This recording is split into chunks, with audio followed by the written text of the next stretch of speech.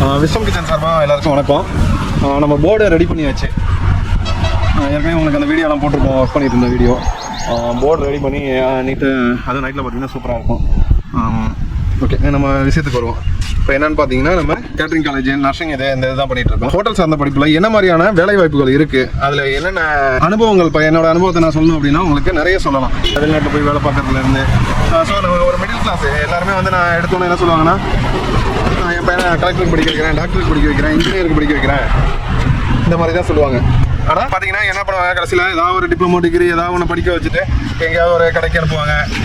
ஒரு துணி கடைக்கு, இல்லை ஒரு டைலர் கடைக்கு, இல்லைன்னா ஒரு கார்மெண்ட்ஸுக்கு, இந்த மாதிரி தான் படிக்க வைக்கலாம். சொன்னோம்னா டிகிரியை படிக்க அந்த 3 வருஷம் வரைக்கும் ஜாலியாக காலேஜ் போய் சுற்றிட்டு வருவாங்க.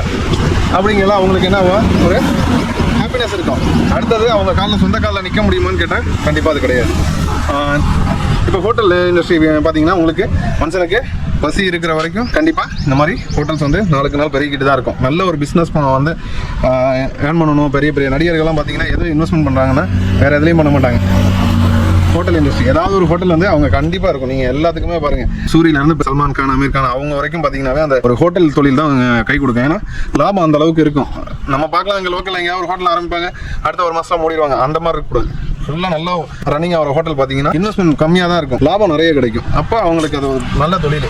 அப்போ வேலை செய்கிறவங்களுக்கும் பார்த்தீங்கன்னா நாளுக்கு நாள் வந்து ஆட்கள் தேவை அதிகரிச்சுட்டு தான் இருக்குது. ஏன்னா இன்றைக்கி நம்ம யங்ஸ்டர்ஸ் பார்த்தீங்கன்னா நிறைய பேர் வந்து வேலைக்கே போகக்கூடாது, வேலைக்கு போகாமல் சம்பாதிக்கணும், ஈஸியாக சம்பாதிக்கணும், இல்லைனா மொபைலை நோண்டிக்கிட்டு இந்த மாதிரி தான் அந்த ஹேபிட் தான் அவங்களுக்கு. ஃபுல்லாக மொபைலில் போயிடணும், இல்லைனா ட்ரிங்க்ஸில் போயிடணும், இல்லைனா புதுசாக பைக் எடுத்துகிட்டு இந்த கேடிஎம், R15 இந்த மாதிரி பெரிய பெரிய பைக் எடுத்துக்கிட்டு, காஸ்ட்லியான பைக் எடுத்துக்கிட்டு அவங்க போயிடணும் அப்படின்னு நினைக்கிறாங்க. நல்லா ஜாலியாக இருக்கணும் அப்படின்னு. அடுத்து அவங்க சம்பாதிக்கணும் அப்படிங்கிற பார்த்தீங்கன்னா நல்லா படித்து இது பண்ணுறவங்க பார்த்தீங்கன்னா திடீர்னு நல்லா ஒரு வேலை கிடச்சி போயிடுவாங்க. ஸோ அந்த மிடில் கிளாஸ் ஃபேமிலிக்குலாம் பார்த்தீங்கன்னா பசங்களை என்ன பண்ணுறது, திருத்த முடியல, எதுவும் பண்ண முடியல அப்படின்னு சொல்லுவாங்க. அவங்களுக்குலாம் என்ன இருக்குன்னா, இந்த மாதிரி நம்ம கேட்டரிங்கில் படிக்க வைக்கலாம். பொண்ணுங்களை பார்த்தீங்கன்னா நர்சிங் சார்ந்த படிப்பெல்லாம் இருக்குது, அதை படிக்க வைக்கலாம். இதை படிக்க வைக்கிறதுனால என்ன பண்ண முடியும் அப்படின்னு கேட்டிங்கன்னா, நல்ல ஒரு நிரந்தரமான ஒரு தொழில் வாய்ப்பு கிடைக்கும் அவங்களுக்கு. உள்ளூர்ல இருந்து வெளிநாட்டு வரைக்கும் போக முடியும் ஈஸியாக. பெரிய பெரிய படிப்பு பணக்காரங்க மட்டும்தான் வெளிநாட்டில் போய் வேலை பார்க்க முடியும். இல்லைன்னா சின்ன சின்ன வேலைக்கு தான் போக முடியும். ஏதாவது ஃபிட்ரு, வெல்டர், இந்த மாதிரி ஓட்டகம் வைக்கிறது, ஆடு மேய்க்கிறது, இந்த மாதிரி வேலைக்கு தான் போக முடியும். இப்போ நம்ம ஹோட்டல் ஃபீல்டில் பார்த்தீங்கன்னா வேகன்சி நிறைய இருக்கும். அப்போ எப்போ வேணாலும் போகலாம், எந்த நாட்டுக்கு வேணாலும் போகலாம். எந்த மாதிரி ஒரு சுச்சுவேஷன், அந்த போர் நடந்தாலும் சரி, இல்லை கொரோனா அந்த மாதிரி ஏதாவது ஒரு நோய் இருந்தாலும் நாட்டுக்கு வந்து டூரிஸ்ட் மெயினாக டெவலப் பண்ணணும் அப்படிங்கிற பெரிய பெரிய ஹோட்டலுக்கு தான் முக்கியத்துவம் கொடுப்பாங்க. அப்போ ஹோட்டலுக்கு வந்து இப்போ நமக்கே தெரியும், கொரோனா போது கூட என்ன பண்ணாங்க, நம்ம ஊர்லேயே ஹோட்டல் வந்து திறந்தா இருந்துச்சு. மற்ற எல்லாமே முன்னாலுமே ஹோட்டல் பசி இருக்க வரைக்கும் நம்ம போய்கிட்டே தான் இருக்கணும். அதனால நம்ம அந்த தொழிலை நம்ம கற்றுக்கிட்டோம் அப்படின்னா நிறைய சம்பாதிக்க முடியும். வெளிநாட்டுக்கு போக முடியும், 1 லட்சம் 2 லட்சம் சம்பாதிக்க முடியும்.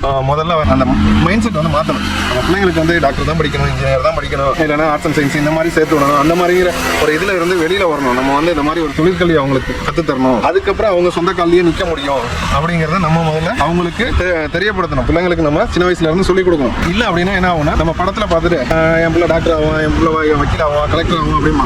ஆனால் நம்ம அந்த அளவுக்கு நம்ம படிப்பு வந்து அந்த அளவுக்கு நமக்கு கை கொடுக்கல. எல்லாம் ஏன் கை கொடுக்கலன்னா, படிக்க மாட்டாங்க, ஈஸியாக சுத்த ஆரம்பிச்சிருவாங்க, எந்த கேள்வியும் கேட்க முடியாது. முன்ன மாதிரி நமக்கு எஜுகேஷன்ல ஸ்ட்ரிக்டாக வந்து இது பண்ண மாட்டேங்கிறாங்க. அடிக்கக்கூடாது, வான் பண்ணக்கூடாது, எந்த இதுவுமே இருக்கக்கூடாது அப்படிங்கிற நிறைய ஒரு இது இருக்கிறதுனால பசங்களுக்கும் படிப்போட இது தெரியல. நல்ல மார்க் வாங்கி ஏதாவது ஒரு இதில் கொண்டு போய் டிகிரியை முடிச்சா போதுன்னா டிகிரியை முடிச்சிடறாங்க. பட் அதுக்கு உண்டான குவாலிஃபிகேஷன் இருக்கான்னு கேட்டால் கண்டிப்பாக இது இல்லைங்க. ஸோ நம்மக்கிட்ட இருக்க மாதிரி நம்மகிட்ட கேட்டரிங் கோர்சஸ் இருக்குது. ஸோ பிஎஸ்சி இருக்குது, 3 வருஷ கோர்ஸ் அழகப்பா யூனிவர்சிட்டியில் பண்ணுறோம். டிப்ளமோ 2 வருஷ கோர்ஸ் இருக்குது. சர்டிஃபிகேட் கோர்ஸ் இருக்குது. House keeping, food production, food and beverage service, bakery and confectionery, front office. So இந்த மாதிரி நிறைய கோர்சஸ் நம்மக்கிட்ட இருக்குது. பசங்களுக்காக இருக்கட்டும், பொண்ணுங்களுக்காக இருக்கட்டும். இந்த கேட்டரிங் படிக்கிறதுல எல்லாருமே படிக்கலாம்.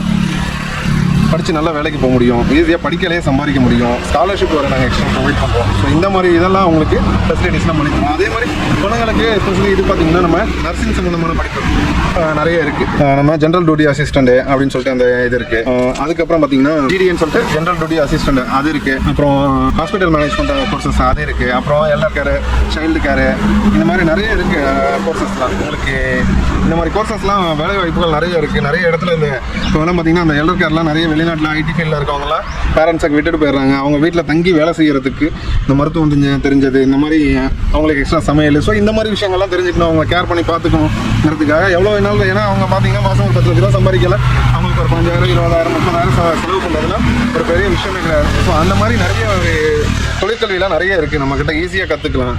நீங்களும் வாங்க, நம்ம காலேஜில் இப்போ அட்மிஷன் போய்கிட்டு இருக்குது. நிறைய ஸ்டூடெண்ட்ஸ் வந்து வில்லிங்காக இருக்காங்க. நம்ம நிறைய உங்களுக்கு சப்போர்ட் பண்ணிகிட்டு இருக்கோம், கைடெல்லாம் கொடுத்து நிறைய சப்போர்ட் பண்ணிகிட்டு இருக்கோம்.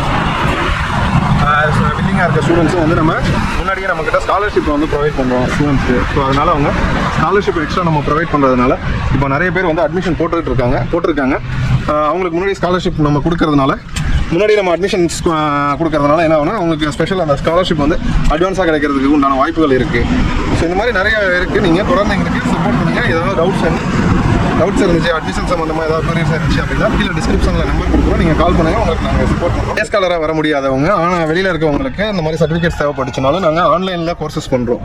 ஸோ ஆன்லைன்லேயும் இது சம்மந்தமாக நிறைய கோர்சஸ் இருக்குது. நீங்கள் அந்த குவரிஸ் வேணுனாலும் உங்களுக்கு நாங்கள் டவுட்ஸ் இருந்தாலும் நாங்கள் கிளியர் பண்ணுறோம். கண்டிப்பாக கால் பண்ணுங்கள். தேங்க்யூ.